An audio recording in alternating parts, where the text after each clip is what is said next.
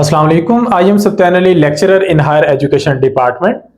The constitution of Pakistan पर आज हमारी सेकंड वीडियो है। हमारी पहली वीडियो में हमने the constitution of Islamic Republic of Pakistan को समराइज किया था। हमने इंपॉर्टेंट आर्टिकल्स डिस्कस किए, इंपॉर्टेंट अमेंडमेंट्स डिस्कस की। ये डिस्कस किया कि किस तरह के जनरल लेवल के क्वेश्चंस हैं जो इस टॉपिक में से पूछे जा सकते हैं कि ये आइन कब नेशनल असेंबली से पास हुआ, कब ये सदर ने पास किया, कब इसको डिक्लेयर किया गया, इसमें टोटल आर्टिकल्स कितने हैं, टोटल पार्ट्स कितने हैं, इसमें कितनी अमेंडमेंट्स हुई हैं, किस डेट को आई हुई हैं, सारी बातें पहले लेक्चर में डिस्कस की जा चुकी हैं। इस सेकंड लेक्चर में हम द कॉन्स्टिट्यूशन के 1973 के आइन के 280 आर्टिकल डिस्कस करेंगे। तो ये सारे के सारे आर्टिकल्स डिस्कस करने का मकसद ये है कि कोई कसर बाकी रह ना जाए।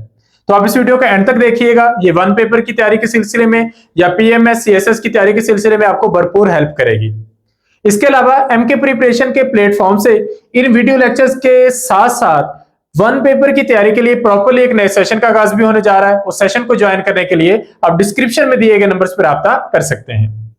कॉन्स्टिट्यूशन को डिस्कस करने का आगाज करते हैं। सबसे पहले कॉन्स्टिट्यूशन का ऑफिशियल नेम है the constitution of Islamic Republic of Pakistan. ये जो ऑफिशियल डॉक्यूमेंट है उस पर आपको यही नाम मिलेगा। 1973 में ये आइन आया। 280 आर्टिकल हैं, 280 आर्टिकल्स हैं। ये भी पेपर के पॉइंट ऑफ व्यू से एक इंपॉर्टेंट चीज है। इस्लामिक रिपब्लिक कहा गया इस मुल्क को, और हमारे मुल्क का जो सिस्टम है वो इस आइन के मुताबिक पार्लियामेंटेरी डेमोक्रेटिक सिस्टम है। और हमारे मुल्क में जो एग्जिस्टिंग स्ट्रक्चर है वो फेडरल लेवल का स्ट्रक्चर है। जब से ये आइन डिक्लेयर हुआ है तब से लेकर अब तक 26 टाइम्स 26 दफा इसमें अमेंडमेंट्स आ चुकी हैं, तरामीम की जा चुकी हैं, कुछ चेंजेस वक्त के साथ साथ की गई हैं। अब हम डिस्कस करेंगे इस आइन को, और डिस्कशन का हमारा तरीकेकार यूं होगा कि हर एक इस पूरे आइन के टोटल 12 हिस्से हैं, 12 पार्ट्स हैं। तो हर पार्ट के अंदर हम कुछ चैप्टर्स डिस्कस करेंगे और हर एक चैप्टर के अंदर उस चैप्टर से रेलेवेंट आर्टिकल्स होंगे। तो इस तरतीब से हम चलेंगे तो ये आइन कंप्लीट हो जाएगा। तो आगाज करते हैं। सबसे पहले है पार्ट 1, ये इंट्रोडक्टरी है डेफिनेशन लेवल पर। इट इंक्लूड्स आर्टिकल 1 to 6 जो कि डिफाइन करते हैं नेचर को, टेरिटरी को और basic allegiance to the state of Pakistan को। तो आर्टिकल 1 क्या है? आर्टिकल 1 ये है कि Pakistan shall be a federal Republic. Pakistan एक फेडरल स्ट्रक्चर का मुल्क रहेगा, जमहूरी मुल्क रहेगा, और इसका नाम है Islamic Republic of Pakistan. Islamic Republic of Pakistan में 4 सूबे हैं, प्रोविंसेस 4 हैं, पंजाब, सिंध, केपीके और बलूचिस्तान। केपीके का नाम पहले एनडब्ल्यूएफपी था, लेकिन अब उसको चेंज करके खैबर पख्तूनख्वा कर दिया गया है। दूसरे नंबर पर पाकिस्तान की टेरिटरीज में हमारा फेडरल कैपिटल शामिल है, जिसे इस्लामाबाद कैपिटल टेरिटरी यानी कि आईसीटी का नाम दिया जाता है। तीसरे नंबर पर पाकिस्तान में ट्राइबल एरियाज रहे हैं अब तक, जिन्हें फाटा कहा जाता था, लेकिन 25वीं तरमीम में इन्हें मर्ज कर दिया गया है केपीके में। और चौथे पॉइंट के मुताबिक ये सारी स्टेट्स और टेरिटरीज जो हैं ये शामिल हैं हमारे मुल्क के स्ट्रक्चर में, ओवरऑल टेरिटरी में। तो आर्टिकल 1 है the Republic and it's territory, कि हमारा मुल्क क्या है और इसकी टेरिटरीज में क्या क्या शामिल है। आर्टिकल 2 ये है कि इस्लाम हमारे मुल्क का स्टेट रिलीजन रहेगा। Article number 2A, article number 2A के तहत करारदाद मकासद जो 1949 में आई उसको पार्ट बना दिया गया आर्टिकल नंबर 2 का। इस करारदाद के मुताबिक तमाम इख्तिदार का मालिक अल्लाह ताला है। जो अथॉरिटीज हैं वो मुंतखब नुमाइंदों के जरिए होंगी। मुस्लिम्स जो मुसलमान हैं वो यहाँ पर इस्लामी कवानीन के मुताबिक जिंदगी गुजारेंगे। माइनॉरिटीज को फुल फ्रीडम दी जाएगी जिस तरह के एक इस्लामी मुआशरे में दी जाती है, और फंडामेंटल राइट्स, इक्वालिटी, फ्रीडम और सोशल जस्टिस सबको दिया जाएगा। Article number 3, elimination of exploitation. हमारी स्टेट में, हमारे मुल्क में किसी का इस्तेहसाल नहीं किया जाएगा, सब लोग भाईचारे से रहेंगे। Article number 4, right of individuals to be dealt with in accordance with law. किसी भी शख्स को गैर कानूनी तौर पर तंग नहीं किया जाएगा। Every person will be under the protection of law. सब कानून की हिफाजत में रहेंगे और किसी को गैर कानूनी तौर पर नुकसान नहीं पहुंचाया जाएगा और कानून से हटकर किसी के खिलाफ कार्रवाई नहीं होगी। Article number 5, loyalty to the state. इस मुल्क का हर शहरी इस स्टेट के साथ लॉयल रहेगा और सब पर कॉन्स्टिट्यूशन ऑफ पाकिस्तान अप्लाई होगा। हर शहरी ओबीडियंट रहेगा कॉन्स्टिट्यूशन का और लॉ का। ये आर्टिकल नंबर 5 है। आर्टिकल नंबर 6 ये है कि कोई भी पर्सन जो कॉन्स्टिट्यूशन को एब्रोगेट करता है या सस्पेंड करता है वो हाई ट्रीजन का गिल्टी शिकार होगा और उसको हाई लेवल की सजा दी जाएगी। पार्लियामेंट उसकी सजा अनाउंस करेगी और उसकी सजा जो है वो लाजमी तौर पर पनिशेबल होगी, उसको माफ नहीं किया जाएगा। फिर स्टेट को डिफाइन किया गया, स्टेट की डेफिनेशन वो आर्टिकल नंबर 7 उसमें निकल जाता है। आर्टिकल नंबर 8, ये पार्ट 2 शुरू हो गया, पार्ट 1 यहां पर कंप्लीट हो जाता है।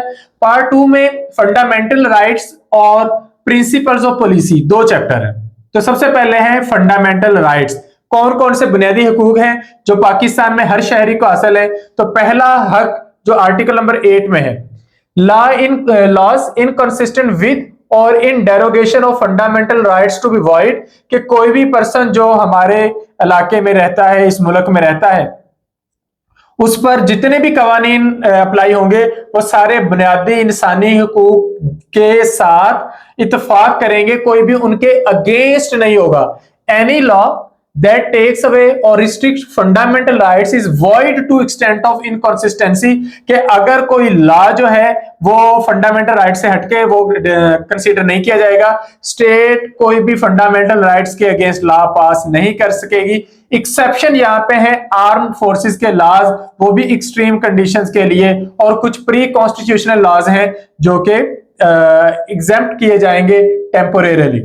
आर्टिकल नंबर 9 है security of person. No person shall be deprived of life or liberty except in accordance with law, किसी भी शख्स को जिंदगी से महरूम नहीं किया जाएगा, हर शख्स की जान की हिफाजत की जिम्मेदारी स्टेट की होगी। Article number 10, safeguards as to arrest and detention. No person shall be detained without being informed of the reasons and allowed to consult a legal practitioner. कोई भी शख्स बगैर जुर्म बताए गिरफ्तार नहीं किया जाएगा और गैर कानूनी तौर पर किसी को भी हिरासत में नहीं रखा जाएगा। जिसको भी गिरफ्तार किया जाएगा 24 घंटे के अंदर अंदर उसे मजिस्ट्रेट के सामने पेश करके उसको अंडर रूल्स डिटेंशन में रखा जा सकता है, बगैर रूल्स के डिटेंशन में नहीं रखा जाएगा। फिर बोर्ड ऑफ जजेस जो है वो मॉनिटर करेंगी किसी भी पर्सन को जो डिटेंशन में है 3 महीने के बाद। Article number 10A, fair right to fair trial, कि ये हर पर्सन का हक है कि उसे फेयर ट्रायल का हक दिया जाए। ये 18वीं तरमीम के जरिए इसको 10वीं आर्टिकल के अंडर ऐड किया गया। आर्टिकल नंबर 11, स्लेवरी पर पाबंदी है। हमारे मुल्क में कोई भी शख्स गुलामी का शिकार नहीं हो सकता, किसी को भी गुलाम नहीं बनाया जा सकता, किसी से फोर्स लेबर नहीं ली जा सकती, और चाइल्ड लेबर पर तो पाबंदी है। वो बच्चे जिनकी उम्र 14 साल से कम है वो काम नहीं कर सकते फैक्ट्रीज में, माइंस में या किसी भी ऐसी जगहों पर जहां पर हैजर्ड हो, जहां पर खतरा हो। ह्यूमन ट्रैफिकिंग इज फॉरबिडन, इंसानों की स्मगलिंग पॉसिबल नहीं है। ये आर्टिकल नंबर 11 है। ये बुनियादी इंसानी हकूक है कि हर शख्स आजाद पैदा हुआ है और आजाद ही रहेगा। Article number 12, protection against retrospective punishment. No law can authorise punishment for an act that was not a crime when it was done. किसी भी शख्स को किसी ऐसी चीज की सजा नहीं दी जाएगी, किसी ऐसे काम की, कि जब उसने वो काम किया तब वो जुर्म नहीं था। बाद में अगर उसको जुर्म करार दिया गया है तो बाद में होने वाले एक्शन पर उसको सजा होगी, पहले वाले पर सजा नहीं होगी। फॉर एग्जाम्पल कह दिया जाता है कि फलां बात कहने पर सजा है, तो जो लोग ये बात कह लॉ बनने से पहले वो बात कह चुके हैं उन पर सजा नहीं होगी, जो बाद में करेंगे उन पर सजा होगी। जिस तरह ये ट्रैफिक लॉ, ये सारी चीजें आती हैं, ये सारी बाद वालों पर अप्लाई होती हैं। A person can not be punished more severely than was applicable at the time of the crime. किसी पर्सन को एक हद से ज्यादा सजा नहीं दी जा सकती और बार बार सजा भी नहीं दी जा सकती। आर्टिकल नंबर 13 ये है कि किसी भी शख्स को सेम ऑफेंस के लिए 2 दफा सजा नहीं हो सकती, कि एक अदालत ने सजा दी, वो सजा उसने भुगत ली, फिर उसको दोबारा सजा, इस तरीके से नहीं हो सकता। और किसी भी शख्स को मजबूर नहीं किया जा सकता कि अपने खिलाफ खुद ही एविडेंस लेकर आए, कि एक बंदे को कहा जाए कि तुमने कत्ल किया है और उसको यह भी कहा जाए कि एविडेंस भी तुमने ही लेकर आना है, इस तरह का कानून नहीं है।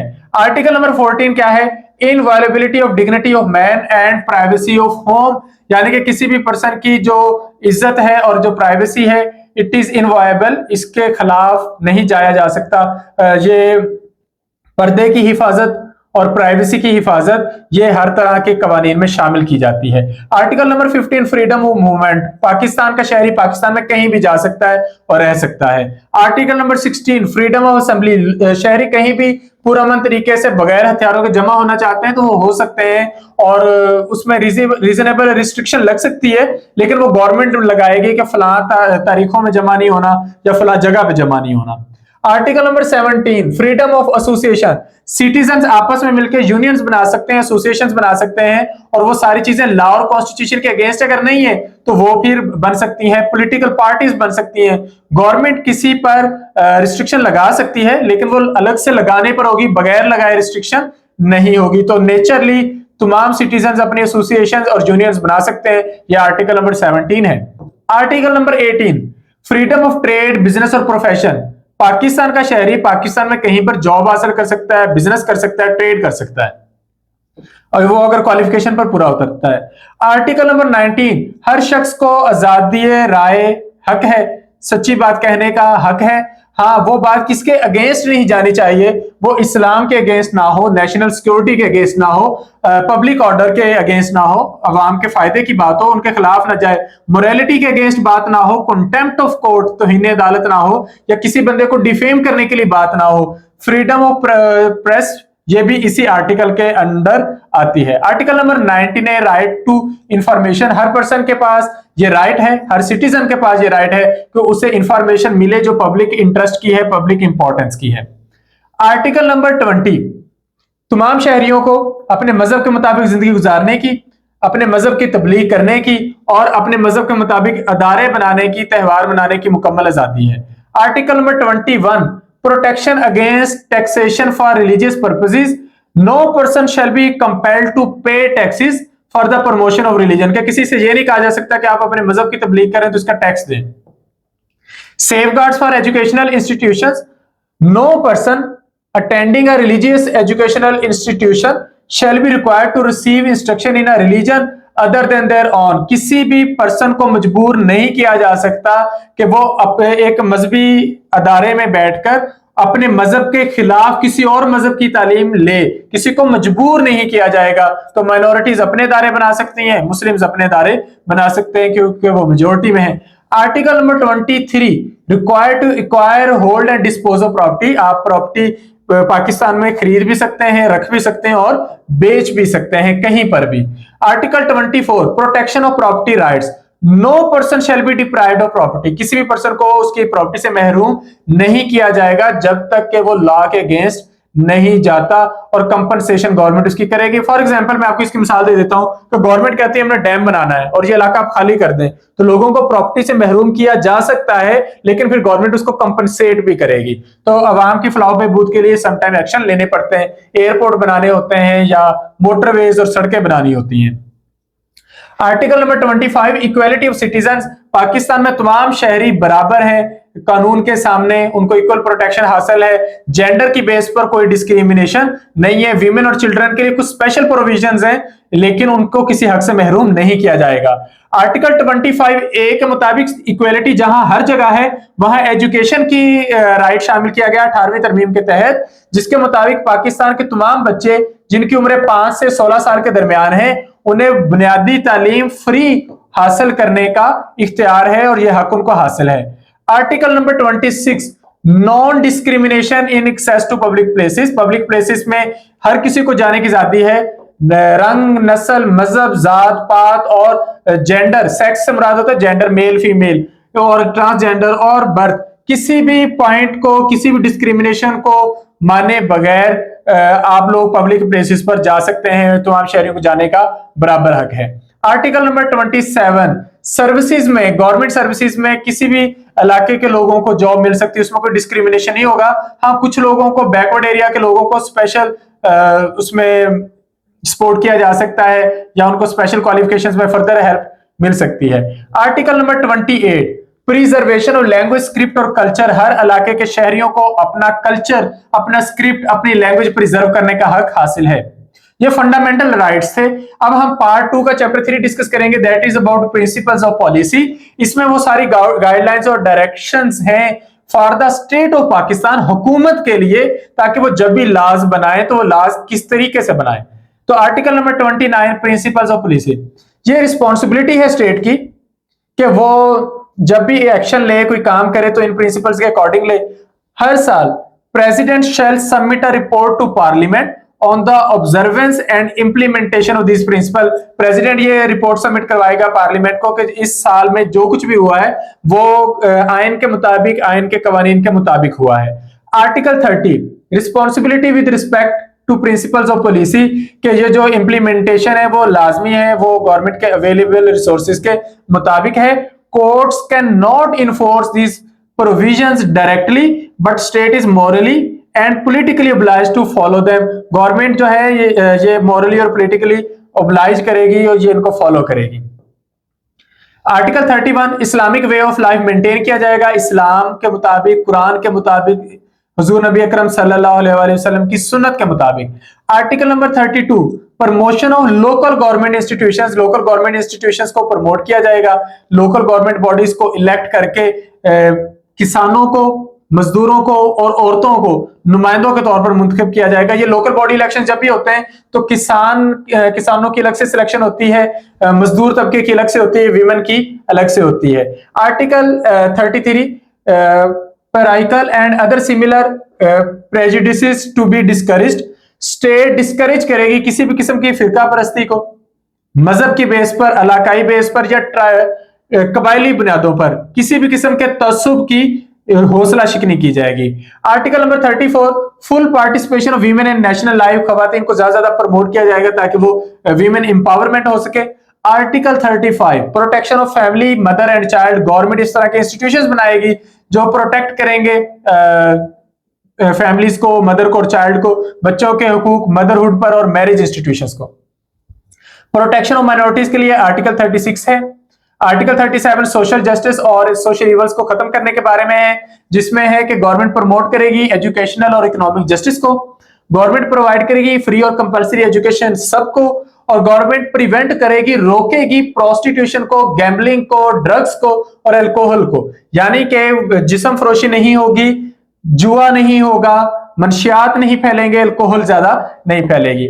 Article 38 promotion of social and economic wellbeing of people, लोगों की बहबूद पर काम किया जाएगा, लोगों की बुनियादी जरूरियात में शामिल है फूड, क्लॉथिंग, हाउस, एजुकेशन और मेडिकल रिलीफ, ये उनको दिया जाएगा।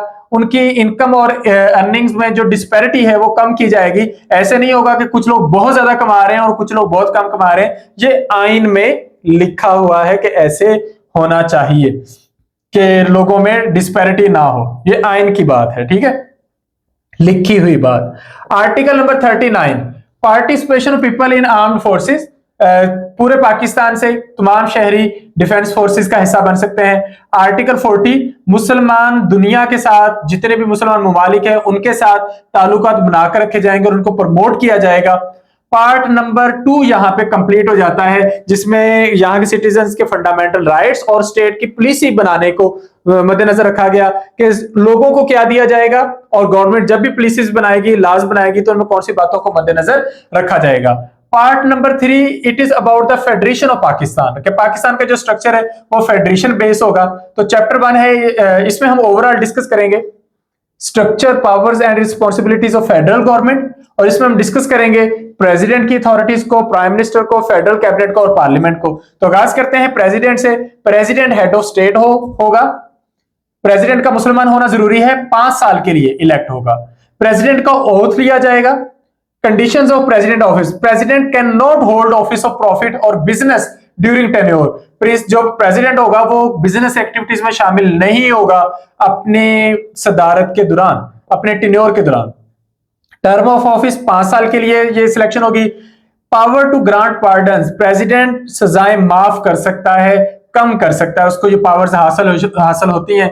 Duties of PM in relation to president, PM must keep the president informed about the national affairs, जो पीएम होता है उसने प्रेसिडेंट को सारी बातें बता के रखनी होती हैं। अगर प्रेसिडेंट को हटाना हो तो पार्लियामेंट को उनके अगेंस्ट करारदाद पास करनी पड़ेगी 2/3 मेजोरिटी के साथ। फिर president to act on advice, president must act on advice of PM. अब देखिए ये दो तरफा ताल्लुकात हैं, अगर पीएम ने हर मामले में प्रेसिडेंट को बताना है तो प्रेसिडेंट ने भी पीएम को अपने साथ रखना है हर मामले में और उसको एडवाइस करना है। Chairman senate to act as president, अगर प्रेसिडेंट नहीं है तो उस सूरत में जो चेयरमैन सेनेट होगा या स्पीकर नेशनल असेंबली होगा वो एज ए प्रेसिडेंट एक्ट करेगा। चैप्टर 2 है पार्लियामेंट के बारे में। पार्लियामेंट में हमारे पास नेशनल असेंबली और सेनेट है। नेशनल असेंबली की कंपोजिशन और सीट्स की डिटेल हम आगे देखते हैं, क्योंकि इसमें सीट्स का जो डिवीजन है वो आबादी के एतबार से है। ड्यूरेशन होती है नेशनल असेंबली की 5 साल। इसमें स्पीकर और डिप्टी स्पीकर को इलेक्ट किया जाता है, उनको प्रॉपर ड्यूटीज और पावर अलॉट की जाती हैं। Summoning and prorogation of national assembly, PM और प्रेसिडेंट में समन सेशन, प्राइम मिनिस्टर और प्रेसिडेंट नेशनल असेंबली के सेशन कॉल कर सकते हैं, बुला सकते हैं। प्रोसीजर्स, वोटिंग एंड डिसोल्यूशन, इसके लिए प्रॉपर कोरम होता है, वोटिंग मेथड होते हैं और प्रेसिडेंट को पावर सम टाइम दी जाती है नेशनल असेंबली को डिसॉल्व करने की, लेकिन आजकल वो 18वीं तरमीम के बाद वापस ले ली गई है। सेनेट जो है ये अपर हाउस है, इसमें सारे सूबों की नुमाइंदगी बराबर है। सेनेट का जो प्रोसीजर है इसमें इलेक्शन, क्वालिफिकेशन, डिस्क्वालिफिकेशन सारी चीजें मेंशन की गई हैं। Joint sitting and legislative procedure, जब भी कोई बिल पास करना है, मनी बिल या लेजिस्लेटिव प्रोसेसेस हैं वो सेनेट के थ्रू होंगे। नेशनल असेंबली इनिशिएट करेगी मनी बिल्स को और फिर वो मूव करेंगे सेनेट की तरफ। Communication between PM and president और जितने भी ऑर्डिनेंस आएंगे उनके लिए सारी चीजें पीएम और प्रेसिडेंट के थ्रू होकर जाएंगी। अगर हम कंपोजिशन की बात करें नेशनल असेंबली की, तो नेशनल असेंबली में टोटल सीटों की तादाद है 336, 336 टोटल सीट्स हैं। 336 सीटें हैं। इसमें से सबसे ज्यादा सीटें पंजाब की हैं, क्योंकि आबादी भी सबसे ज्यादा पंजाब की है, 173 सीटें हैं। इन 173 सीटों में से 141 सीटें जनरल हैं और 32 वीमेन कोटा पे हैं। सिंध की 61 जनरल सीटें हैं, 14 वीमेन कोटा पे हैं, टोटल 75 सीटें बनती हैं। खैबर पख्तूनख्वा की 45 जनरल सीटें हैं, 10 वीमेन कोटा की, ये 55 सीटें बनती हैं। बलूचिस्तान की जनरल 16 सीटें हैं, 4 वीमेन कोटा पे 20 सीटें बनती हैं। और फेडरल कैपिटल की 3 सीटें जनरल ही हैं और वो टोटल में आ जाती हैं। एट लार्ज जो है ओवरऑल नॉन मुस्लिम्स को 10 सीटें ओवरऑल अनाउंस करके दी जाती हैं। तो 336 सीटें हैं जो नेशनल असेंबली में टोटल बनती हैं। जनरल सीटें हैं 266, वीमेन कोटा पे हैं 60 और नॉन मुस्लिम्स के लिए हैं 10। तो कुल मिला के 336 सीट्स हैं जो नेशनल असेंबली के लिए हैं। तो ये ओवरऑल कंपोजिशन है नेशनल असेंबली की। इसके बाद स्ट्रक्चर आ जाता है फेडरल गवर्नमेंट का। तो फेडरल गवर्नमेंट में जो एग्जीक्यूटिव अथॉरिटी होती है वो पीएम और उसके फेडरल मिनिस्टर्स होते हैं।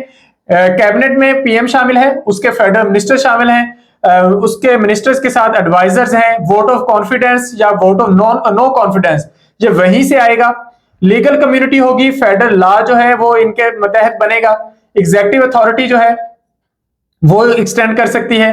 कॉन्स्टिट्यूशन ऑफ ऑफिस, प्रेसिडेंट में कॉन्स्टिट्यूट फेडरल ऑफिस, जो प्रेसिडेंट है वो ऑफिस बना सकता है। यहां पर जो इख्तियारात की तकसीम है वो पीएम और प्रेसिडेंट के थ्रू होकर आती है। पार्ट 4 है प्रोविंसेस के बारे में। प्रोविंसेस में हमारे पास हर सूबे में अलग अलग चीफ मिनिस्टर्स हैं, गवर्नर्स हैं और प्रोविंशियल असेंबलीज हैं जहां पर एमपीएस बैठते हैं, जिन्हें हम कहते हैं मिनिस्टर ऑफ प्रोविंशियल असेंबली। तो इसमें हम डिस्कस करते हैं सबसे पहले गवर्नर्स को।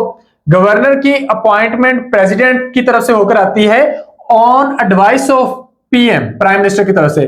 प्रेसिडेंट गवर्नर का पाकिस्तानी सिटीजन होना जरूरी है and he must qualify to be an MNA, उसका एमएनए के तौर पर क्वालिफाई होना भी जरूरी है। लेकिन ये ज्यादा सीएम के थ्रू ये चीजें आती हैं जो एज ए एमएनए होना जरूरी है, ये वाली बात वहां से आएगी। ओथ ऑफ गवर्नर, गवर्नर का ओथ जो है ये chief justice of high court लेगा।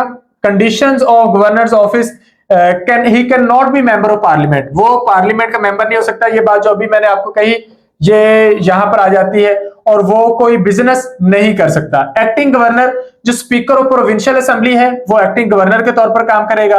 और गवर्नर ने किसकी एडवाइस पर काम करना? चीफ मिनिस्टर की एडवाइस पर काम करना। जिस तरह पीएम ने प्रेसिडेंट की एडवाइस पर काम करना तो इसने चीफ मिनिस्टर की एडवाइस पर। प्रोविंशियल असेंबलीज को अगर हम देखें तो प्रोविंशियल असेंबलीज में सीएम मेन अथॉरिटी होता है और उसके मतलब सीटें होती हैं जनरल, वीमेन और नॉन मुस्लिम की, अभी हम डिस्कस कर लेंगे। 5 साल की ड्यूरेशन होती है। स्पीकर और डिप्टी स्पीकर की सिलेक्शन होती है असेंबली के थ्रू और जितने भी बिल पास होने होते हैं, जितने भी लॉज पास होने होते हैं वो यहीं से होकर आते हैं। फाइनेंशियल रूल सारी चीजें यहां पर डिस्कस होती हैं। सीटों की तकसीम की बात करें तो बलूचिस्तान की 51 जनरल सीट्स हैं, 11 वीमेन की हैं, 3 नॉन मुस्लिम्स की हैं, टोटल है 65। केपीके की फाटा के केपीके में मर्ज होने से पहले जो पहले सीटों की तकसीम थी वो जनरल 99 थी, वीमेन की 22, नॉन मुस्लिम्स की 3 और टोटल थी 124। लेकिन फाटा के मर्ज होने के बाद जनरल सीटें होगी 115, यानी कि 16 सीटें नहीं शामिल होगी। वीमेन की होगी 26, 4 सीटें नहीं शामिल होगी।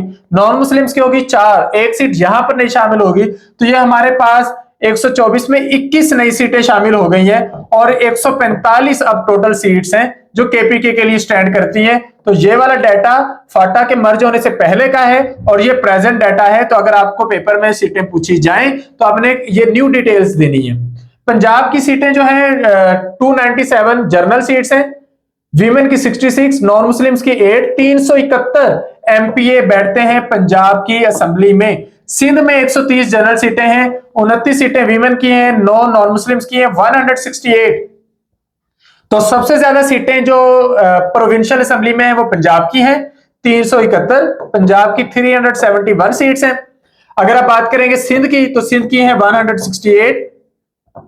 केपीके की बात करेंगे तो 145। और अगर आप बलूचिस्तान की बात करेंगे तो बलूचिस्तान की 65 सीटें हैं, क्योंकि यहां पर सीटें आबादी का भी ताल्लुक बन जाता है तो उस हिसाब से कमोबेश है। प्रोविंशियल गवर्नमेंट में अगर हम एग्जीक्यूटिव अथॉरिटी की बात करें तो चीफ मिनिस्टर और उसकी कैबिनेट होती है। चीफ मिनिस्टर के साथ सूबाई वजारतें होती हैं। इनकी अपॉइंटमेंट जो है वो इनके पार्लियामेंट के थ्रू होती है। मिनिस्टर्स की जो कंटिन्यूएंस है वो चीफ मिनिस्टर के मतहत होती है, वहीं से आती है। वोट ऑफ कॉन्फिडेंस या नो कॉन्फिडेंस जो होता है ये पास होना है मेंबर्स के अकॉर्डिंग, मेंबर्स की मेजोरिटी के अकॉर्डिंग। फर्दर इनके rules of business advocate general की बात है, ये सारी बातें पुराने रूल्स के अकॉर्डिंग ये सारे आर्टिकल्स इन्हीं के साथ रिलेट करते हैं। तो ये आर्टिकल 129, 130 ये जितने भी आर्टिकल्स हैं ये इन्हीं से रेलेवेंट है। यहां पर पार्ट 4 कंप्लीट हो जाता है और पार्ट 4 जो है वो गवर्नमेंट के काम करने के स्ट्रक्चर के बारे में है। पार्ट 5 है relations between federation and provinces, क्या फेडरेशन और प्रोविंसेस में क्या रिलेशंस होंगे।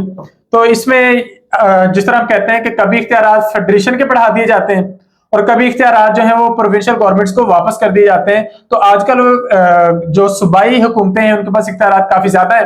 तो यहाँ पर हमारे पास चैप्टर नंबर 5 में हम यही चीजें डिस्कस करेंगे। इसका ये पार्ट 5 है। पार्ट 5 का chapter number 1 distribution of legislative powers. तो इसमें आर्टिकल 141 है extent of federal and provincial laws. Parliament can make laws for whole or any part of Pakistan. Law बनाने का काम किसका है? पार्लियामेंट का। और प्रोविंशियल असेंबली ने किसके लिए लॉ बनाने? अपने सूबे के लिए। तो अब ये देख लें ये रिलेशन कैसे बन रहा है। जो नेशनल असेंबली से लॉ बनना है वो पूरे मुल्क के लिए भी बन सकता है या मुल्क के किसी एक खास हिस्से के लिए बन सकता है, लेकिन जो आपकी सूबाई असेंबली से लॉ बनना है वो आपके सूबे के लिए बनना है।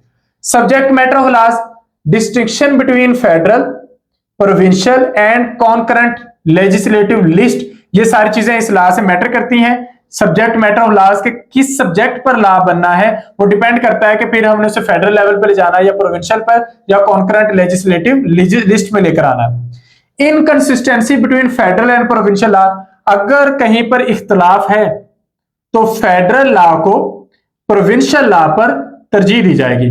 तो इसे हम कहते हैं inconsistency between federal and provincial law. ये आर्टिकल नंबर 143 है। एडमिनिस्ट्रेशन की बात करें तो आर्टिकल नंबर 144 है power of parliament to legislate for 2 और मोर प्रोविंसेस। जो पार्लियामेंट होता है उसके पास कानून साजी का अख्तियार होता है, तो पार्लियामेंट लेजिस्लेट कर सकती है प्रोविंशियल कंसेंट के साथ। Article 145 power of president to direct a governor. President के पास पावर होती है कि गवर्नर को कोई भी काम करने का ये डायरेक्शन दे सकता है। Article 146 power to entrust functions to the federation. Provinces can allow the federal government to perform their function. Provinces जो है वो फेडरल गवर्नमेंट को उनका काम करने देते हैं। Article number 147 power of provinces to entrust functions to federation. अच्छा, अब यहां पर जो है प्रोविंशियल गवर्नमेंट्स हैं वो डेलीगेट अथॉरिटी टू फेडरेशन। वो जितने भी मामलात हैं उनमें कम्युनिकेट करेंगी फेडरेशन के साथ। Obligation of provinces and federation to act in harmony. इस आइन के मुताबिक आर्टिकल नंबर 148 के तहत दोनों का आपस में कोऑपरेट करना जरूरी है अच्छी गवर्नेंस के लिए। Article number 149 directions to provinces in national interest. Federal government directions दे सकती है। तो फेडरल गवर्नमेंट की डेफिनेटली पावर्स ज्यादा है। चैप्टर 3 है स्पेशल प्रोविजंस के बारे में। तो ये स्पेशल प्रोविजंस में हमारे पास आर्टिकल 150 155 तक आता है, जिसमें full faith and credit, full faith must be given across provinces to public acts records and proceedings, के प्रोविंसेस को इख्तियार दिया गया है, उन पर मुकम्मल यकीन भरोसा रखा गया, उनको क्रेडिट दिया गया कि वो काम कर सकते हैं। इंटर प्रोविंशियल ट्रेड कर सकते हैं आर्टिकल 151 के मुताबिक। Acquisition of land for federal purposes, federal के कामों के लिए लैंड सूबों से ली जा सकती है, ये आर्टिकल 152 है। आर्टिकल 153 के मुताबिक कौंसिल बनाएगी, कौंसिल ऑफ कॉमन इंटरेस्ट। यह आप लोगों ने एक इंपॉर्टेंट एमसीक्यू के तहत याद कर लेना है कि 153 नंबर आर्टिकल है जिसके मुताबिक कौंसिल बनाई गई कॉमन इंटरेस्ट की। तो a constitutional body to resolve federal provincial dispute, जब भी वफाकी और सूबाई मामलात में किसी किस्म का इख्तलाफ होगा तो उसके लिए ये कौंसिल काम करेगी। इसे हम कहते हैं कौंसिल ऑफ कॉमन इंटरेस्ट। तो फंक्शंस ऑफ इसके फंक्शंस को एक्सप्लेन करने के लिए अगला आर्टिकल है। तो पानी, बिजली, ऑयल, इस तरह के मामलात को डील करने के लिए ये कौंसिल काम करती है। इनका साल में कम से कम एक दफा मीटिंग करना जरूरी है। Article number 155 complaints as to interference with water supply, पानी को लेकर सूबों के मसाइल हमेशा ज्यादा रहे हैं तो उसके लिए स्पेशल एक आर्टिकल बनाया गया। तो अब यहाँ पे देख सकते हैं कि किस तरीके से सूबों का बाहमी इख्तियारात और बाहमी ताल्लुकात को लेकर चलना, उसके लिए ये आर्टिकल्स हैं जिन्हें हम आर्टिकल 150 टू 155 कहते हैं। नेक्स्ट है chapter number 4 national finance commission NFC award बनाया गया। ये constitution of national finance commission every 5 years जो वसाइल है उनकी तकसीम के लिए नेशनल फाइनेंस कमीशन काम करता है, जो सूबों और वफाके में वसाइल को तकसीम करता है। चैप्टर 5 है बोरिंग एंड ऑडिट के बारे में। तो आर्टिकल 157 इलेक्ट्रिसिटी के बारे में है। फेडरल का कंट्रोल है बिजली के बनाने पर और तकसीम पर, लेकिन प्रोविंशियल कंसल्टेशन ली जाएगी। गैस के लिए भी सेम है, ब्रॉडकास्टिंग और टेलीकास्टिंग के लिए भी सेम है। Part 6 the federation of Pakistan. अब ये 6th पार्ट शुरू हो रहा है। फेडरल लेवल के सारे मामला डिस्कस होंगे। तो सबसे पहले इसमें फाइनेंस है। फाइनेंस में आर्टिकल 160 नेशनल फाइनेंस कमीशन के बारे में। नेशनल फाइनेंस कमीशन ने क्या करना है कि डिस्ट्रीब्यूशन ऑफ टैक्स रेवेन्यू कि कितना टैक्स कलेक्ट करना है, वो वफाक ने कितना करना है और सूबे ने कितना करना है, उस पर नेशनल फाइनेंस कमीशन डायरेक्शन जारी करती है। Provinces share can not be reduced, जो प्रोविंसेस है उनका शेयर रिड्यूस नहीं किया जाएगा, यह हर 5 साल बाद होता है। फिर national resources revenue, provinces receive excise duty, provinces को एक्साइज ड्यूटी मिलती है नेचुरल गैस पर भी, और रॉयल्टी मिलती है ऑयल और गैस पर जो उनके इलाके की होती है। जिस तरह सुई गैस बलूचिस्तान से आती है तो वहां पर रॉयल्टी दी जाती है। Restriction on taxation by parliament, parliament can not tax incomes of provincial governments or alter the NFC award. Parliament NFC के काम में इतनी ज्यादा मुदाखलत नहीं करेगी, उनकी इनकम्स जो टैक्स इनकम्स हैं उनको इंपोज नहीं करेगी। Provincial taxation on profession, provinces are allowed to levy taxes on professions, trades and employments। सूबे जो है वो मुख्तलिफ किस्म के महकमा जात में, ट्रेड्स में या एम्प्लॉयमेंट्स में लेवी टैक्सेस अप्लाई कर सकते हैं। Article 164 federal grants to provinces और इंस्टीट्यूशंस, जो फेडरेशन है वो ग्रांट्स दे सकती है मुख्तलिफ किस्म के पब्लिक इंस्टीट्यूशंस को या प्रोविंसेस को। Tax exemption for government property, government property पर टैक्स एग्जेम्पशन है, ये आर्टिकल 165 है। Federal tax on income of certain corporation, अब देखें गवर्नमेंट प्रॉपर्टी पर टैक्स एग्जेम्पशन जरूर है, लेकिन जो पार्लियामेंट है वो टैक्सेस इंपोज कर सकती है कुछ कॉर्पोरेशंस पर, कुछ कॉर्पोरेशंस पर जो गवर्नमेंट ऑन नहीं करती। चैप्टर 2 है borrowing and audit. Federal government can borrow against the security of federal consolidated fund, जो फेडरेशन है वो बोरो कर सकती है security of federal consolidated fund. Provincial government borrowing, जो प्रोविंसेस हैं they can borrow only with federal approval, वो federal approval के साथ कुछ भी बोरो कर सकते हैं। ऑडिटर जनरल ऑफ पाकिस्तान, ये प्रेसिडेंट ने अपॉइंट करना होता है 4 साल के लिए, ये इंपॉर्टेंट एमसीक्यू है, इसने ऑडिट करना होता है पब्लिक अकाउंट्स को। Duties and powers of auditor general, auditor general ने सारा ऑडिट का काम देखना होता है। ऑडिटर जनरल को एक्सेस होती है सारे डॉक्यूमेंट्स तक। सबमिशन ऑफ ऑडिट रिपोर्ट, इसने अपनी रिपोर्ट जमा करवानी होती है।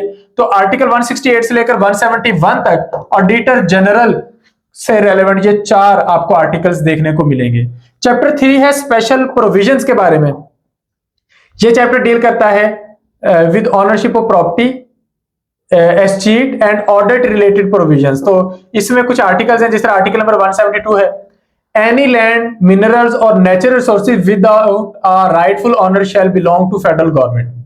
अगर कोई जमीन है, कोई मिनरल्स हैं, कोई नेचुरल रिसोर्सेज हैं, अगर वो फेडरेशन की हदूद में आते हैं तो फेडरल गवर्नमेंट में आएंगे, किसी प्रोविंस की हदूद में आ गए तो प्रोविंशियल गवर्नमेंट में आएंगे, और अगर टेरिटोरियल वाटर्स में आ गए तो ये भी फेडरल गवर्नमेंट से बिलोंग करेंगे, जबकि जो प्रोविंस की लैंड है वो प्रोविंस से बिलोंग करेगी। अच्छा, नेक्स्ट है power to acquire property and to make contracts. Federal और provincial government they can acquire, hold and dispose of property. वो पीछे जो अख्तियारात हमने आम शहरी को दिए थे वो यहां पर बढ़ाकर फेडरेशन और प्रोविंशियल गवर्नमेंट के पास भी हैं। They can also enter into contracts and be sued or sue in their respective names. ये कॉन्ट्रैक्ट्स का हिस्सा भी बन सकते हैं। Suits and proceedings, federations and provinces can institute or defend suits in their own names. ठीक है, तो ये किसी भी लीगल प्रोसीडिंग का हिस्सा बन सकते हैं, किसी भी सूट्स का। नेक्स्ट है पार्ट नंबर 7, ये अब जुडिशरी के बारे में आ गया। तो इसका चैप्टर 1 है कोर्ट्स के बारे में। इसमें आर्टिकल 175 और 171 5A ये कोर्ट्स के बारे में है। Establishment and jurisdiction of courts, ये आर्टिकल इस्टेब्लिश करता है सुप्रीम कोर्ट्स को, हाई कोर्ट्स को और उनके ऑर्डिनेट सबऑर्डिनेट कोर्ट्स को। यानी कि आइन के आर्टिकल नंबर 175 के तहत पाकिस्तान में छोटी और बड़ी अदालतें मौजूद हैं। 175A उनकी जो अपॉइंटमेंट है वो भी एक प्रॉपर प्रोसीजर के थ्रू होगी, जुडिशियल कमीशन के थ्रू होगी, पार्लियामेंट्री कमेटी के थ्रू होगी, पीएम के थ्रू होगी। तो ये भी इसका हिस्सा है। ये ओवरऑल कंसर्न हो गया अदालतों का। अब चैप्टर 2 में हम सुप्रीम कोर्ट ऑफ पाकिस्तान से शुरू करेंगे। इसमें 176 से लेकर 191 तक आर्टिकल है। Article number 176, it comprises chief justice and other जजेस। इसमें चीफ जस्टिस और उसके साथ जो दूसरे जजेस हैं एज डिटरमिन्ड बाय लॉ, उनके बारे में बात है। फिर उनकी जो अपॉइंटमेंट है वो जुडिशियल कमीशन से होकर आएगी। जजेस ओथ लेंगे। रिटायरमेंट की एज 65 साल है। Acting chief justice, president may appoint an acting chief justice in the absence of incumbent, कि अगर चीफ जस्टिस मौजूद नहीं है तो प्रेसिडेंट एक एक्टिंग चीफ जस्टिस अपॉइंट कर सकता है। एक्टिंग जजेस भी प्रेसिडेंट के थ्रू अपॉइंट होंगे। एडहॉक जजेस भी प्रेसिडेंट के थ्रू ही अपॉइंट होंगे। ये सारे आर्टिकल्स इनके बारे में है। Article number 183, seat of the supreme court, ये इस्लामाबाद में है, लेकिन वो कहीं पर भी अपने सेशन कर सकते हैं। बेसिकली सुप्रीम कोर्ट की जो सीट है वो इस्लामाबाद की है। इनकी ओरिजिनल ज्यूरिसडिक्शन क्या है? it has original jurisdiction in dispute between governments। मुख्तलिफ गवर्नमेंट्स के दरमियान जो डिस्प्यूट है या किसी जगह सो मोटो एक्शन लेना है तो वो इन्होंने लेना है। अपीलेट ज्यूरिसडिक्शन, सुप्रीम कोर्ट और हाई कोर्ट जो है ये बड़े लेवल की अपील सुन सकती हैं, कि हाई कोर्ट ने अपील सुननी होती है छोटी अदालतों की और सुप्रीम कोर्ट ने हाई कोर्ट के अगेंस्ट अपील सुननी होती है। एडवाइजरी ज्यूरिसडिक्शन, प्रेसिडेंट में seek supreme courts opinion on legal questions. तो प्रेसिडेंट लीगल क्वेश्चंस पर सुप्रीम कोर्ट का ओपिनियन लेगा। उनके जो बेंच हैं वो इस मामले में अपना ओपिनियन देंगे। केसेस जो हैं वो ट्रांसफर किए जा सकते हैं। सुप्रीम कोर्ट एक हाई कोर्ट के केसेस को दूसरी में ट्रांसफर कर सकती है। पावर टू इशू ऑर्डर्स, इनको कंप्लीट पावर होती है इश्यूज ऑर्डर इशू करने के लिए, जस्टिस के लिए। जजमेंट्स को रिव्यू कर सकती है सुप्रीम कोर्ट, और decisions are binding on all other courts in Pakistan. Supreme court का जो फैसला है इसको छोटी अदालतें चैलेंज नहीं कर सकती। Action in aid of supreme court, all authorities are to act in aid of the supreme court. कोई भी अथॉरिटी सुप्रीम कोर्ट के अगेंस्ट नहीं जाएगी, उसकी हेल्प के लिए जाएगी। और यहां पर आर्टिकल नंबर 191 है रूल्स ऑफ प्रोसीजर के बारे में, कि सुप्रीम कोर्ट ने किस तरीके से काम करना है। इसके बाद हाई कोर्ट्स के बारे में बात शुरू होती है। आर्टिकल नंबर 192 से लेकर 203 तक सेम तरह की चीजें हैं, लेकिन अथॉरिटीज बदलती जाएंगी। जिस तरह के 192 हाई कोर्ट्स एस्टेब्लिश होगी, 193 जजेस अपॉइंट होंगे प्रेसिडेंट के थ्रू, फिर इनका ओथ होगा। रिटायरमेंट की एज वहां पे 65 साल थी, यहाँ पे 62 साल है। प्रेसिडेंट एक्टिंग चीफ जस्टिस भी अपॉइंट कर सकता है, एडिशनल जजेस भी अपॉइंट कर सकता है, एडहॉक पे जजेस भी अपॉइंट कर सकता है। इनकी सीट अपने प्रोविंस में होगी, यानी कि पंजाब हाई कोर्ट की जो सीट होगी वो लाहौर में होगी। इसी तरह सिंध वालों की सिंध के अंदर ही होगी, केपीके की हदूद में, और बलूचिस्तान की बलूचिस्तान के हदूद में, यानी कि विद इन द प्रोविंस किसी भी जगह पे किसी भी डेजिग्नेटेड प्लेस पे होगी। पंजाब की पंजाब में कहीं भी हो सकती है। Jurisdiction of high courts, high courts की ज्यूरिसडिक्शन उनका अपना सूबा है जहां पर वो एक्शन ले सकते हैं। जजेस के ट्रांसफर हो सकते हैं बिटवीन द हाई कोर्ट्स, हम पीछे पढ़ के आए सुप्रीम कोर्ट कर सकती है। इनके जो डिसीजंस हैं वो अपने अपने सूबे पर तरजीह रखेंगे, फोकियत रखेंगे। रूल्स एंड प्रोसीजर आर्टिकल 202 के अकॉर्डिंग होंगे। High courts can punish for contempt, high court जो है वो कंटेम्प्ट ऑफ कोर्ट पर पनिश कर सकती हैं। चैप्टर 3A ये मतहत किया गया है चैप्टर 3 के, क्योंकि इसमें फेडरल शरीयत कोर्ट आती है। इसमें 203 जो हमारे पास आर्टिकल है हमने उसके मतहत सारे आर्टिकल बनाए। 203A से लेकर 203J तक, 203A से लेकर 203J तक, इसके मुताबिक फेडरल शरीयत कोर्ट इस्टेब्लिश की गई। डेफिनेशन के मुताबिक लॉ एंड हदूद को डिफाइन किया गया।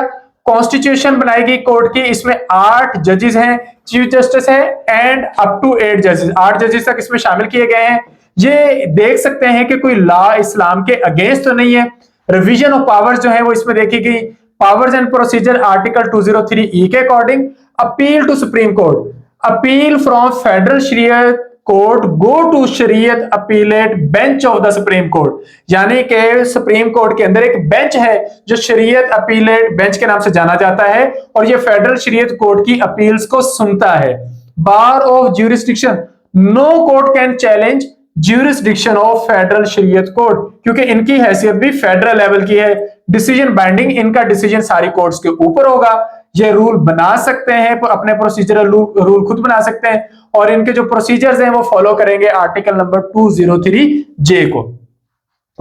Chapter number 4 general provisions relating to judicature, यहां पे जुडिशरी को लेकर कुछ जनरल प्रोविजंस हैं, उनमें आर्टिकल्स हमारे पास आते हैं 204 से लेकर 212B तक। तो पहला है contempt of court, it grants superior courts power to punish contempt, law may regulate this power. ये सिविल, क्रिमिनल, जुडिशियल किसी भी लेवल का जो कंटेम्प्ट ऑफ कोर्ट है उसको डील कर सकती हैं। ये सुपीरियर कोर्ट्स को ये पावर दी जाती है।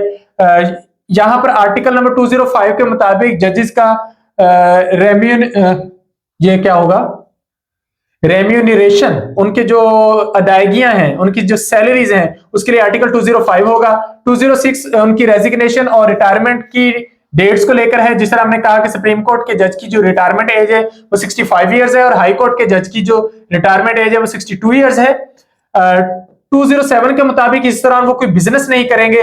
208 के मुताबिक जो ऑफिसर्स हैं या सर्वेंट्स हैं वो सुपीरियर कोर्ट्स अपॉइंट कर सकती हैं अपने ऑफिसर्स को और सर्वेंट्स को as per rule. Supreme judicial council, इसको डील करने के लिए है आर्टिकल नंबर 209।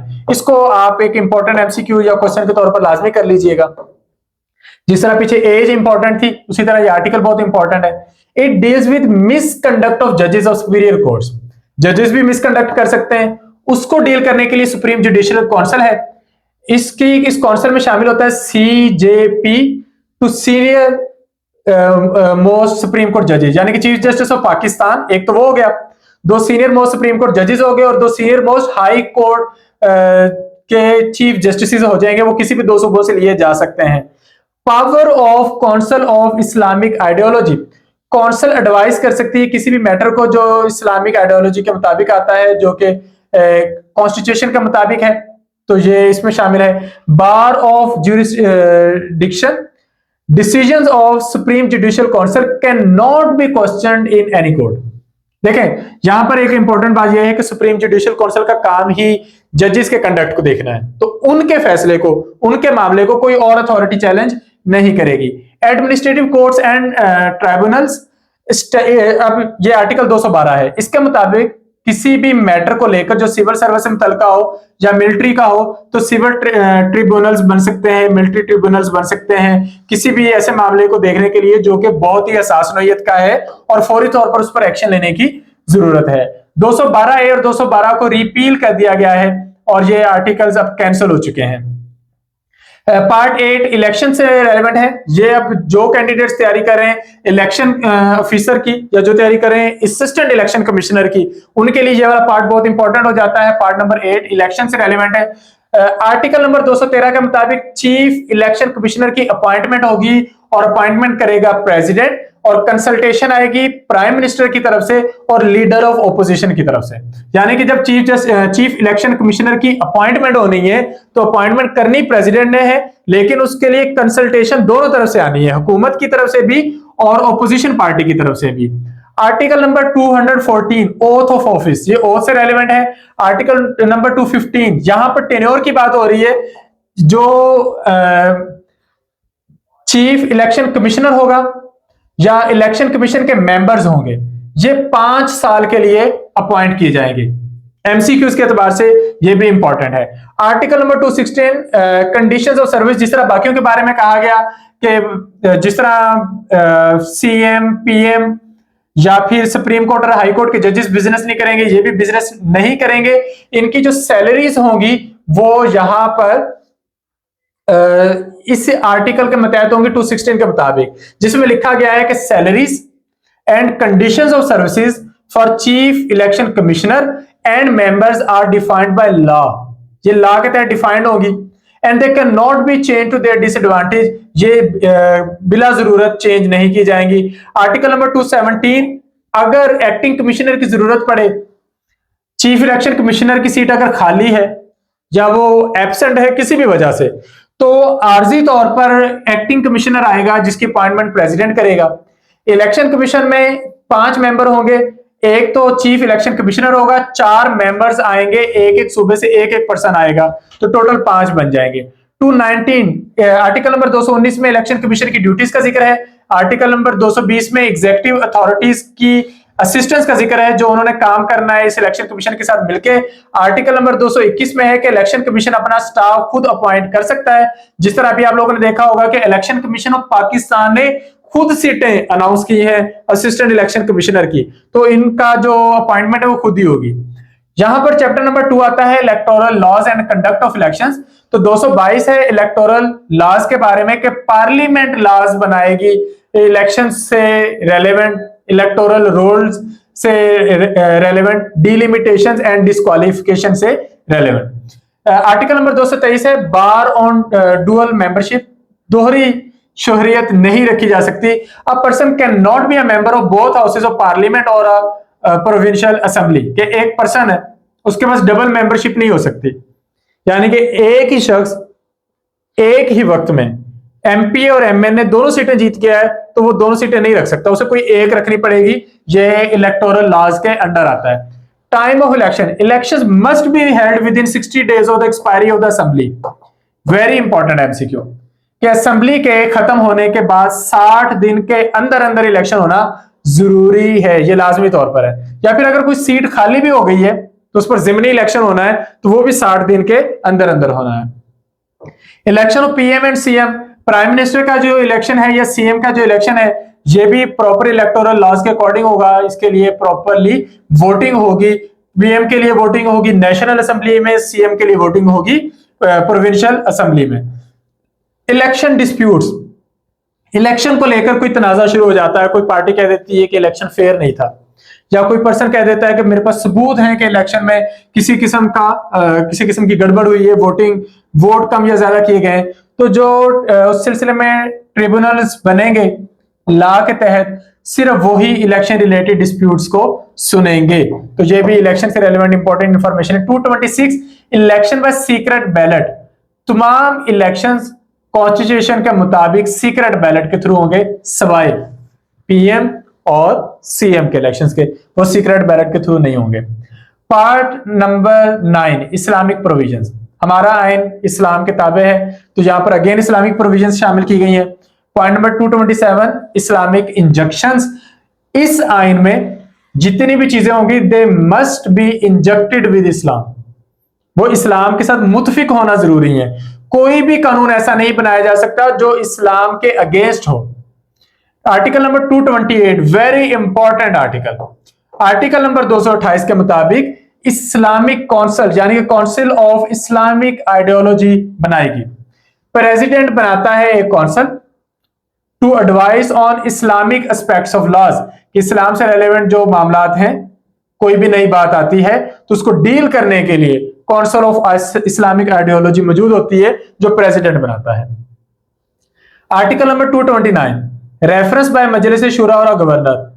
प्रेसिडेंट या गवर्नर वो रेफर कर सकते हैं किसी भी लॉ को या प्रपोजल को, किस तरफ, to the council for opinion on Islamic validity, कि काउंसिल बन गई लेकिन उनकी तरफ मामला भेजने किसने है, मामला भेजने प्रेसिडेंट और गवर्नर ने। ये आर्टिकल नंबर 229 है।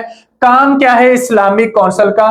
काउंसिल का काम है एडवाइस करना, नए इस्लामिक लॉज बनाने पर, पुरानों में कोई चेंजेस करनी है या इस्लामिक सोसाइटी के मुताबिक हमारी सोसाइटी को डेवलप करना है, कोई इकदाम करने हैं, तो उस सिलसिले में इस्लामिक काउंसिल ने, काउंसिल ऑफ इस्लामिक आइडियोलॉजी ने फंक्शन करना है, एडवाइस करना है। प्रेसिडेंट टू अपॉइंट मेंबर्स, यहां पर अब जो काउंसिल है वो भी प्रेसिडेंट बना रहा है और इसके मेंबर्स भी प्रेसिडेंट सिलेक्ट कर रहा है, लेकिन ये 3 साल के लिए है। पीछे बहुत सारे जो ऑफिस हैं उनकी टेन्योर, उनकी टर्म 5 साल की थी, ये 3 साल के लिए। Part number 10, emergency provisions. अगर इमरजेंसी सिचुएशन आ जाती है, जंग हो लग जाती है, खाना जंगी, फाइनेंशियल क्राइसिस, किसी भी किस्म का मामला आ जाता है, तो यहां पर इमरजेंसी प्रोविजंस है। तो प्रोक्लेमेशन ऑफ इमरजेंसी, इमरजेंसी किसने डिक्लेयर करनी होती है? ये प्रेसिडेंट ने डिक्लेयर करनी होती है। तो president may proclaim emergency if war, external aggression or internal disturbance threaten the security of Pakistan. Power to suspend fundamental rights, emergency के दौरान फ्रीडम ऑफ स्पीच, असेंबली, क्या ऑर्डर आ जाता है गवर्नमेंट की तरफ से कि इन दिनों में इकट्ठा नहीं किया जा सकता, बयानात नहीं दिए जा सकते, तो ये भी उस वक्त फंडामेंटल राइट्स क्या हो जाते हैं? सस्पेंड हो जाते हैं। आर्टिकल नंबर 234 के मुताबिक power to issue proclamation in case of failure of constitutional machinery in a province. अगर एक सूबा है, it can not function in accordance with constitution, वो कॉन्स्टिट्यूशन के मुताबिक काम नहीं कर रहा, तो जो प्रेसिडेंट है वो उस सूबे की जो असेंबली है, उसकी जो कैबिनेट है, उसकी जो कॉन्स्टिट्यूशनल मशीनरी है, उसको आर्जी तौर पर सस्पेंड कर सकता है और उसको, उसके फंक्शंस को अपने तौर पर एज्यूम कर सकता है, डायरेक्शंस दे सकता है। Article 235, in case of financial emergency, अगर फाइनेंशियल इमरजेंसी आ जाती है तो प्रेसिडेंट की तरफ से स्पेशल किस्म के ऑर्डर्स आ सकते हैं। Revocation of proclamation, national assembly may revoke the emergency proclamation through resolution. National assembly जब चाहे इमरजेंसी को कैंसिल भी कर सकती है। Power to make laws for emergency purposes, parliament ने कवानीन बनाने होते हैं इमरजेंसी कवानीन के लिए, तो पार्लियामेंट में legislate on any matter during emergency even if it falls under provincial jurisdiction, चाहे वो ज्यूरिस्डिक्शन के अंडर ना रहो प्रोविंशियल, लेकिन इमरजेंसी सिचुएशन है तो वो लॉज बना सकते हैं।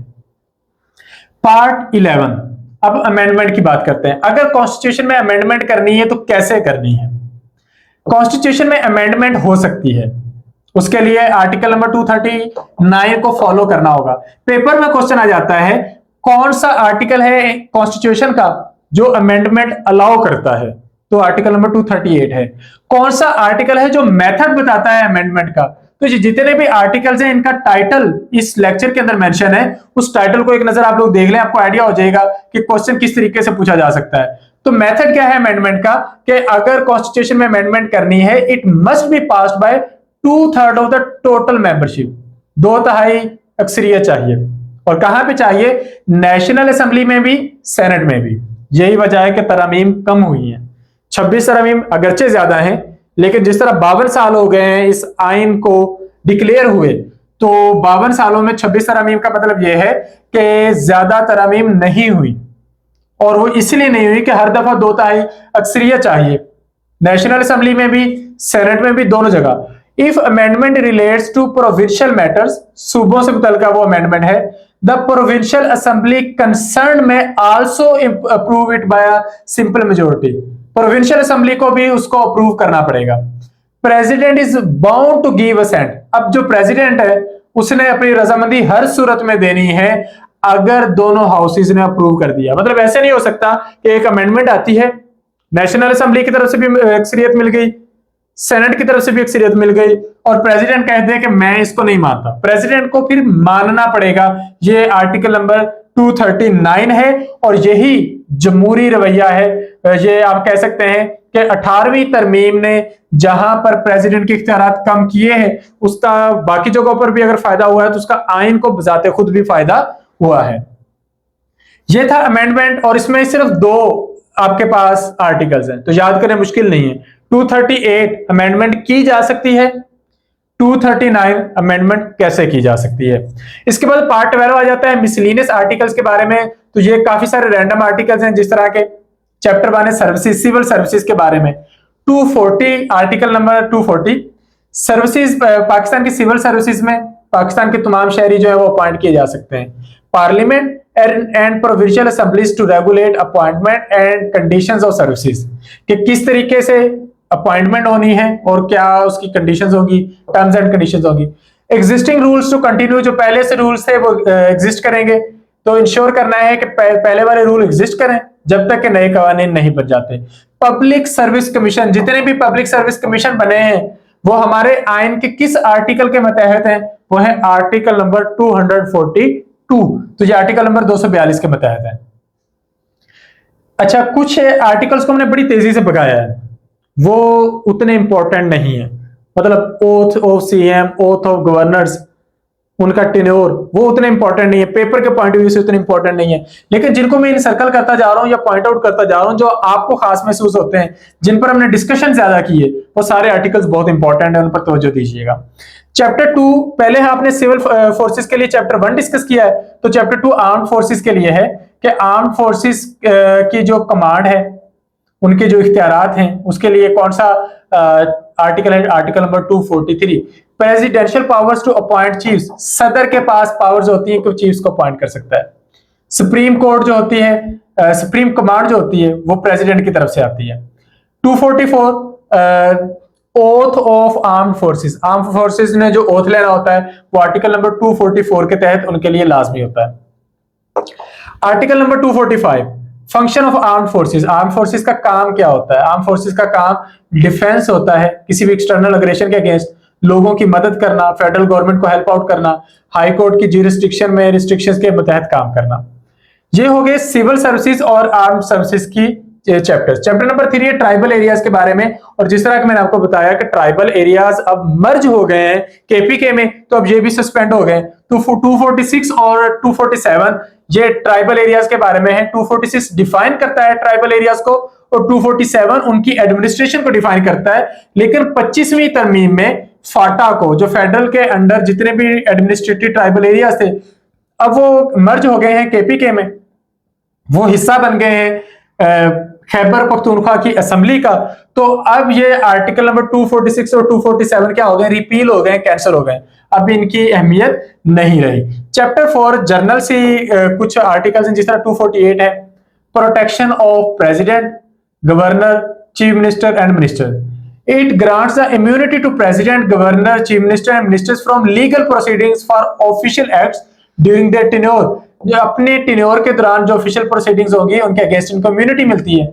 आर्टिकल नंबर 249 को ओमिट कर दिया गया, कैंसिल कर दिया गया। Article number 250 compensation for acquisition of property, it relates to compensation for land acquisition by the state, कि स्टेट ने जब भी कोई लैंड एक्विजिट करनी होती है उसके लिए उनको कंपनसेशन, स्टेट ने कंपनसेशन देनी होती है मुतासरा शहरियों को। यहां पर मैंने एग्जांपल आपको दी थी कि गवर्नमेंट एक सड़क बना रही है, तो सड़क किसी जमीनों में से बन रही है, वो जमीनें जिन शहरियों की है गवर्नमेंट ने उनको कंपनसेट करना है, उनको पे करना है। आर्टिकल 251 नेशनल लैंग्वेज के बारे में है, जिसके मुताबिक उर्दू को नेशनल लैंग्वेज डिक्लेयर किया गया, इसकी प्रमोशन पर जिक्र हुआ, और इंग्लिश को दूसरी जुबानों को इस्तेमाल करने की इजाजत है, लेकिन उर्दू आपकी कौमी जुबान है। ये आर्टिकल नंबर 251 है, इसको भी इंपॉर्टेंट आर्टिकल के तौर पे आप याद रखेंगे।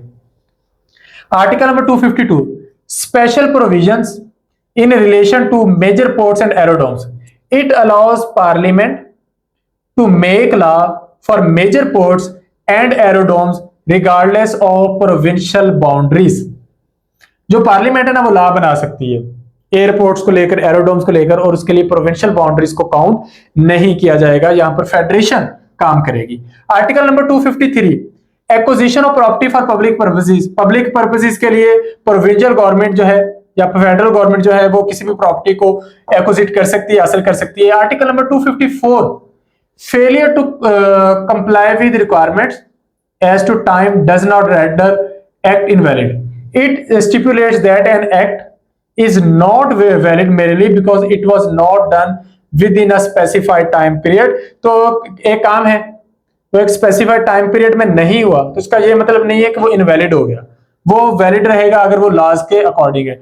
Article number 255 define the journal form of oath, oath को डिफाइन करने के लिए है। आर्टिकल 256 प्राइवेट आर्मीज पर पाबंदी है, ये भी आप याद कर लें, इंपॉर्टेंट है। मुल्क में कोई भी शख्स अपनी निजी फौज नहीं बना सकता, चाहे जितना मर्जी बड़ा जगीरदार है। टाइटल्स, ऑनर्स एंड डेकोरेशन, ये आर्टिकल नंबर 257 है। तो मुल्क में किसको क्या टाइटल देना है, ऑनर देना है या डेकोरेशन देनी है, ये स्टेट डिसाइड करेगी। आर्टिकल नंबर 258 ओमिट कर दिए गए। 259 पेंशंस का आर्टिकल है। चैप्टर नंबर 5 कुछ इंटरप्रिटेशंस के बारे में है, इसमें डेफिनेशंस शामिल है, कॉन्स्टिट्यूशंस के रेलेवेंट एक लंबी लिस्ट है डेफिनेशंस की। आर्टिकल नंबर 261 से लेकर 263 तक ओमिट कर दिए गए हैं, निकाल दिए गए हैं, खारिज कर दिए गए। Article number 264 effect of repeal of laws, इसमें यह डिस्कस किया गया है कि अगर कोई पुराने लॉ हैं उनको रिपील कर दिया गया है तो वो आइंदा इन्फोर्स नहीं होंगे। Chapter number 6 title, commencement and repeal के बारे में अगेन आ गए। 265 जो है ये कॉन्स्टिट्यूशन के टाइटल पर है। मैंने आपको बताया था कि आपके कॉन्स्टिट्यूशन का टाइटल क्या है, the constitution of Islamic Republic of Pakistan. हमने इसको शुरू में डिस्कस भी किया है। कब से ये इन्फोर्स है, 14 अगस्त 1973 से। Repeal formally repeals the interim constitution of 1972 and constitution of 1962। जब आइन बनाया गया तो एक बात साथ क्लियर कर दी गई कि 1973 से पहले अगर कोई आरजी आइन काम कर रहा है, जिस तरह के इंटर्म कॉन्स्टिट्यूशन था 1972 का, ये कैंसिल हो गया। 1962 का पूरा जो आइन है वो कैंसिल हो गया। अब 1973 का आइन जो है ये इन्फोर्स्ड है, 1973 से इन्फोर्स्ड हुआ है और अभी तक वही चल रहा है। चैप्टर नंबर 7 है ट्रांजिशनल। ट्रांजिशनल क्या है कि आइन, एक आइन से लेकर नए आइन तक, एक एक्ट से लेकर नया एक्ट बनने तक, पहले से मौजूद लॉ से लेकर नए लॉ बनने तक जो टाइम पीरियड होगा उसको ट्रांजिशनल कहेंगे। तो इसमें क्या होता है, आर्टिकल 267 क्या कहता है, continuous in force of existing laws and adaptations of laws. इस हेडिंग के तहत क्या आता है, it ensure that all existing laws remain in force. पुराने लॉज जो है वो इन फोर्स रहेंगे जब तक के नया कॉन्स्टिट्यूशन अप्लाई नहीं हो जाता और उनको नए कॉन्स्टिट्यूशन के मुताबिक अडॉप्ट नहीं कर लिया जाता। Article 268 continuance of president's orders, इसमें ये लिखा हुआ है कि प्रेसिडेंशियल ऑर्डर्स आते हैं या मार्शल लॉ रेगुलेशंस आती हैं तो वो कंटिन्यू की जाएंगी जब तक कि कैंसिल नहीं होती। Article number 269 validation of laws, acts etcetera, validates certain laws, acts or proceedings that were done or taken under previous regimes ensuring their legal force।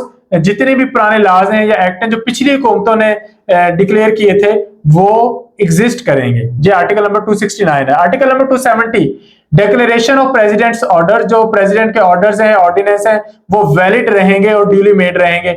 Article 278 ये 270A और 270 डबल है। 18वीं तरमीम के तहत इनको ये इख्तियारात प्रेसिडेंट के बहुत बढ़ा दिए गए थे, प्रेसिडेंट के ऑर्डर्स को बहुत बढ़ा दिया गया था लेकिन उसको कैंसिल कर दिया गया, उसको चेंज कर दिया गया 18वीं तरमीम के बाद। अब जो प्रेसिडेंट है उसके इख्तियारात फिर से कम कर दिए गए। 271 फर्स्ट नेशनल असेंबली, इसके मुताबिक पहली नेशनल असेंबली जो है 1973 के आइन के तहत बनेगी और कैसे बनेगी वो सारी चीजें डिस्कस हुई। First senate and first provincial assembly, इसके लिए भी ये आर्टिकल्स हैं। पहली नेशनल असेंबली के लिए आर्टिकल है 271, पहले सेनेट के लिए आर्टिकल 272, पहली प्रोविंशियल असेंबलीज के लिए आर्टिकल है 273 और प्रॉपर्टीज, एसेट्स, राइट्स, लायबिलिटीज और ऑब्लिगेशंस, इनकी डिस्ट्रीब्यूशन के लिए जो आर्टिकल है वो आर्टिकल नंबर 274 है कि किस तरतीब से वसाइल की तकसीम होगी फेडरेशन और सूबों के दरमियान। Article number 275 continuous in office of persons in service of Pakistan. ये आर्टिकल क्या कहता है, it ensures the continuity of service for individuals employed by state at the time of constitution commencement के। ये कॉन्स्टिट्यूशन अगर आता भी है तो पुराने लोगों को जॉब से नहीं निकाला जा रहा। आर्टिकल 276 पहले प्रेसिडेंट का ओथ इस आइन के तहत होगा। नेक्स्ट 3 आर्टिकल ओमिट कर दिए गए, 277, 278, 279। आर्टिकल नंबर 280, इस आर्टिकल के मुताबिक जो 1972 का आइन है और 1962 का आइन है उसको लेकर बात की गई है कि it stipulates the transitional continuous of interim constitution of 1972 कि 1973 का आइन मंजूर हो गया, मंजूर हुआ 19 ये अप्रैल के महीने में इसको इन्फोर्स किया गया अगस्त के महीने में। अब अप्रैल से लेकर अगस्त तक का जो टाइम है, उस दौरान आयन लिखा जा चुका है, उसके आर्टिकल्स बन चुके हैं, लेकिन इन्फोर्स नहीं किया गया। तो इस सारे अरसे के दौरान किस आयन की कंटिन्यूएंस होनी है? 1972 के आयन की। और किस आयन को कैंसिल किया जा चुका है? 1962 के आयन को। यह था 1973 का आयन। उसके सारे के सारे 280 आर्टिकल हमने इस वीडियो में डिस्कस किए हैं। अब हम आते हैं इसके शेड्यूल्स की तरफ। ये शॉर्ट से शेड्यूल्स हैं। फर्स्ट शेड्यूल क्या है? Laws not to be affected by constitution. Constitution के तहत कौन से लॉ जो है वो इफेक्ट नहीं होंगे। तो पहले शेड्यूल में वो लॉज की और रेगुलेशंस की लिस्ट है जो वैलिड रहेंगे और अनइफेक्टेड रहेंगे 1973 के आयन के इन्फोर्स होने के बावजूद। इसमें कौन से लॉज हैं जो प्रीवियस गवर्नमेंट्स ने पास किए हुए हैं और पहले कॉन्स्टिट्यूशन के अंडर है, तो अचानक से उनको खत्म नहीं किया जाएगा। सेकंड लॉ अगेन सैलरीज और वेजेस के बारे में है। President, governor, chairman, deputy chairman of senate, speaker and deputy speakers of national assembly, provincial assemblies and जजेस of supreme court, high court and editor general of Pakistan. अच्छा, ये second schedule federation का है। थर्ड शेड्यूल सेम है और ये है provincial assemblies के लिए। फोर्थ शेड्यूल क्या है? It list the subject. यहां पर वो सारे सब्जेक्ट्स की बात है on which only the parliament can legislate, जिस पर सिर्फ पार्लियामेंट लेजिस्लेट कर सकती है, बाकी इदारे नहीं कर सकते। इसमें शामिल है defence, foreign affairs, atomic energy और करेंसी। इसके साथ रेलवे, सिटीजनशिप और taxes on income. Fifth schedule है power and function auditor general, क्योंकि मुल्क में जो कुछ भी हो रहा है उनका ऑडिट बहुत जरूरी है, तो ऑडिटर जनरल के इख्तियारात के बारे में फिफ्थ शेड्यूल है। और सिक्स्थ शेड्यूल क्या है? Laws not to be altered without presidential sanction. जो लॉज हैं वो तब तक अल्टर नहीं हो सकते, अमेंड नहीं हो सकते, कैंसल नहीं हो सकते जब तक कि प्रेसिडेंट उनका अप्रूवल नहीं दे देता। तो यहां पर 1973 का आयन मुकम्मल होता है। पहली वीडियो में हमने सारी हिस्ट्री, सारी समरी, सारी इंपॉर्टेंट इंफॉर्मेशन डिस्कस की 1973 के आयन के बारे में। सारी अमेंडमेंट्स 26 तरमीम है, 26 की 26 हम डिस्कस कर चुके हैं फर्स्ट वीडियो में। और सारी समरी भी थी आर्टिकल के जो 12 पार्ट्स हैं, हर पार्ट में कितने चैप्टर्स हैं, हर चैप्टर में कितने आर्टिकल्स हैं, ये सब पहली वीडियो में डिस्कस हो चुका है। इस वीडियो में हमने 280 आर्टिकल डिस्कस किए हैं और 6 शेड्यूल डिस्कस किए हैं। तो इसके साथ 1973 का आयन कंप्लीट होता है। उम्मीद है वन पेपर के सिलसिले में यह आप लोगों के लिए बहुत कारआमद साबित होगा। वन पेपर की तैयारी के लिए एमके प्रिपरेशन का न्यू सेशन शुरू हो रहा है, उसको ज्वाइन करने के लिए आप डिस्क्रिप्शन में दिए गए नंबर पर राब्ता कर सकते हैं। Thank you, Allah Hafiz.